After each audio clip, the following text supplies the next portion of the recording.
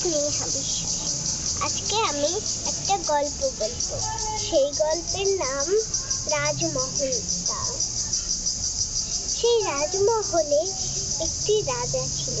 সেই রাজা বড় হয়ে গেলে তার মা মারা গিয়েছে।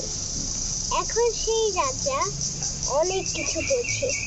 সেই রাজাকে কিছু বোঝানোর মতো চায় না। সেই রাজা অনেক কিছু বোঝে, যেমন নিজের কাজের ব্যাপারে, যুদ্ধের ব্যাপারে সব কিছু বোঝে। একদিন একটা মেয়ে ওই রাজার মহলে আসলেন। মেয়ে আর তার বাবা বললেন, রাজা, আপনি আমাকে মেয়েকে বিয়ে করবেন? রাজা বলল, হ্যাঁ, যদি পছন্দ হয় তাহলে বিয়ে তো করব। আপনার মেয়ে কই? তারপরে মেয়ের বাবা বলল, আমার মেয়ে ওই যে আসছে। তারপরে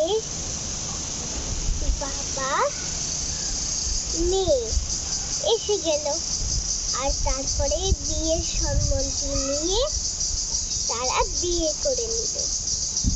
2 দিন পর তারপরে সেই রাজকুমারী একটা বাচ্চা হলো।